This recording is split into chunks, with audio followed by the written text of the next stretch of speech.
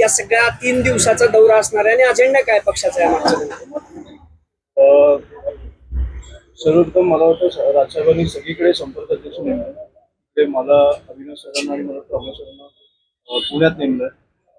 आमचा उद्देश हेच आहे की आम्ही नेतेपासून शाखाध्यक्षपर्यंत सगळ्यांना भेटणार आहोत, 1 to 1 भेटणार आहोत.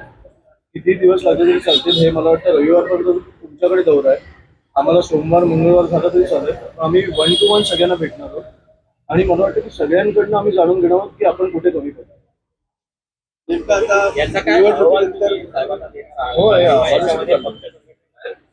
मला वाटतं की काही बदल झाले पाहिजे आणि हे आम्ही आज अहवाल कलेक्ट करून मला वाटतं की हा साहेबांकडे आम्ही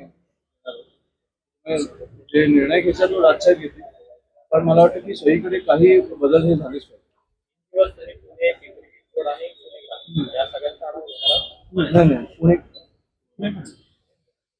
पुणे ग्रामीण नाही, आम्ही हे 3 दिवस पुणे शहराला दिले. आम्ही परत 25-26 तारखेला येतो. तर आम्ही पुणे ग्रामीण आणि मला वाटतं प्रत्येक तालुक्यात जाऊन आम्ही सगळ्यांना भेटणार आहोत. ते मला वाटतं की 1 मे मध्ये चालू आहे आमचा दौरा. पण 25-26 आम्ही इतर संघटनांना भेटणार आहोत आणि पुणे ग्रामीण मधला जे प्रमुख पदाधिकारी आहेत त्यांना भेटणार. काय काय बदल होणार आहे आणि आता ते मी तुम्हाला नाही सांगू शकणार. ते मला अहवालानंतर कळेल. आम्ही सगळ्यांना भेटणं झालंच नाही आमचं. मी पहिलं तुम्हाला भेटतो, त्याच्यामुळे सगळ्यांना भेटल्यानंतर मला एक अहवाल साहेबांकडे दिल्यानंतर मला कळेल की काय बदल घडवायचे.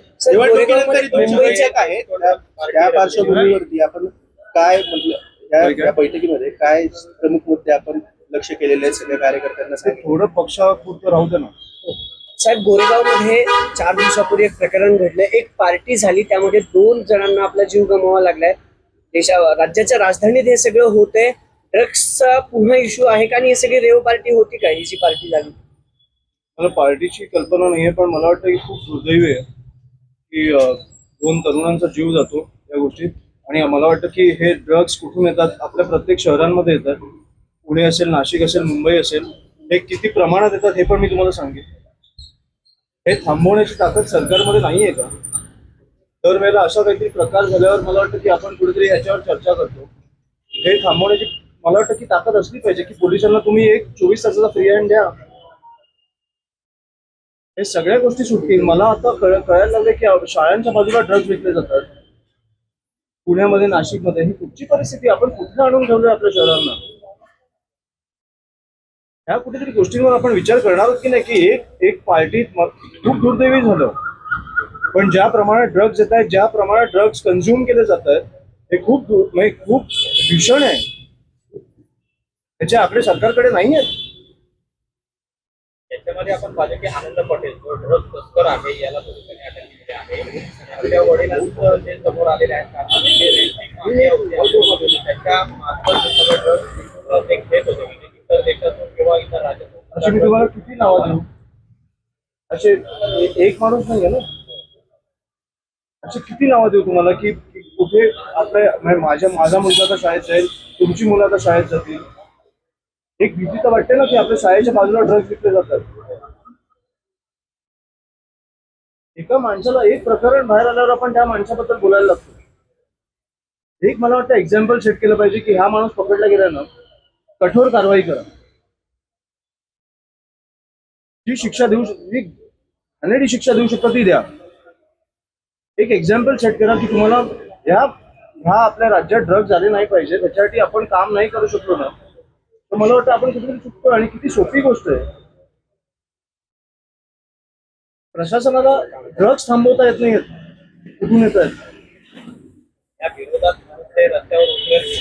आम्ही उतरून काय करू? आम्ही उतरून पुण्यात काय करू? आम्ही पुण्यात उतरलो, नाशिकमध्ये मरणार लोक, मुंबईत मरणार लोक. कुठेतरी प्रशासनाने ही गोष्ट हातात घेतली पाहिजे ना. आम्ही तर उतरूच, आम्ही तुमच्या समोर आणूच, पण त्याच्यावर कारवाई काय होते?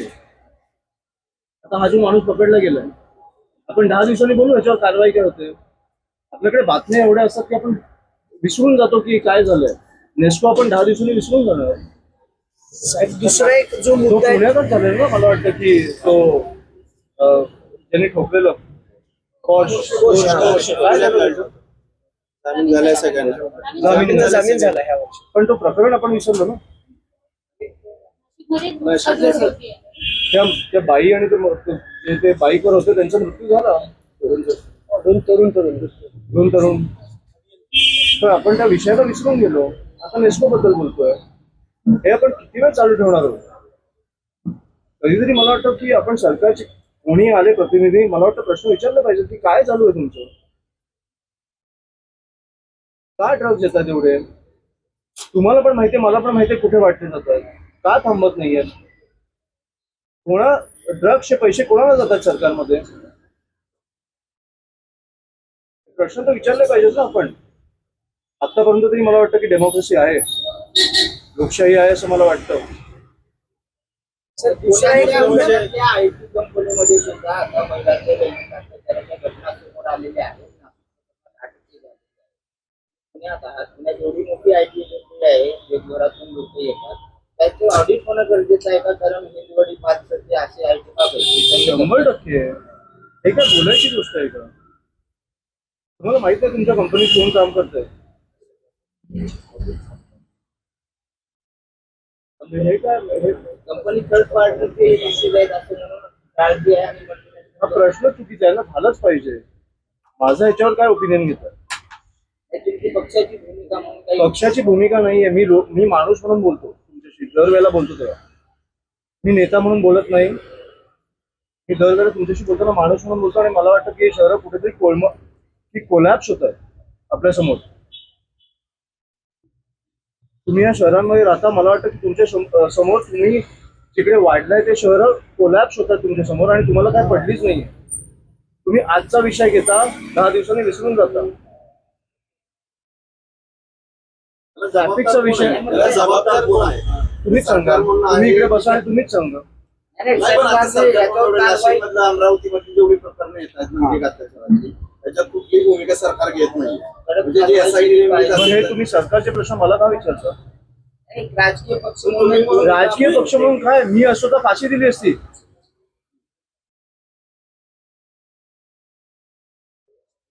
अशोक खरातला फाशी व्हावी असं पण वाटतं तुम्हाला? अशा प्रकारे कोणी फसवलं, एक एक्झाम्पल सेट करा. तुम्ही जर एक्झाम्पल सेट केलं नाही तर हे असेच करत बसणार. कुठच्या तरी मंत्र्याचे पाय धरून हे बाहेर येणार लोक. पण गृह खाते चौकशी जेव्हा कुठेतरी अशा प्रकारे चुकल्यावर आपल्याला कुठेतरी एक हे पाहिजे ना की जाणीव, की तुम्ही एक जाणीव करून दिली पाहिजे लोकांना की अशी प्रकारे असा प्रकार परत नाही होणार. सर नाही विषय असा आहे ना, अमरावतीचं जे प्रकरण आहे किंवा नाशिकचं प्रकरण आहे, अमरावतीच्या प्रकरणात त्या मुलाने जवळपास 150 मुलींचं लैंगिक शोषण केलं, 350 व्हिडिओ बनवले. त्याच्यात आता अनेक आरोपी निष्पन्न होत आहेत. राज्याचं गृह खातं यावरती कमी पडतंय का सगळ्यामध्ये? अमरावती, नाशिक अनेक ठिकाणी लैंगिक अत्याचाराचे प्रकार माझं घडले. एवढंच म्हणणं आहे, घडवण्याचा प्रयत्न माझं एवढंच म्हणणं आहे, तुम्ही पोलिसांना 24 तास फ्री हँड द्या. मला वाटतं की मुख्यमंत्री जेव्हा तुमच्यासारखं प्रेस समोर बसून फ्री हँड देतील की पोलिसांना आजपासून उद्यापर्यंत फ्री हँड आहे, जे गुन्हेगार आहेत त्यांना पकडून मला माझ्यासमोर आणा. मला वाटतं की पोलिसांकडे ती ताकद आहे. आपले गृहमंत्री असं करतील असं वाटतं तुम्हाला? मला नाही वाटत.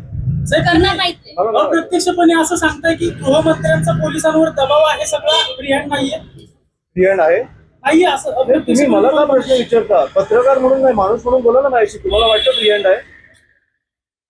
ठरलं की ते असं करतील का? एक दिवस सगळ्या नाही. पोलिसांना मोठा नाही, देतील का? हे फक्त एक माणूस करू शकतो. आणि त्याची कारण काय हे असू फक्त शकतात? एक माणूस करू शकतो.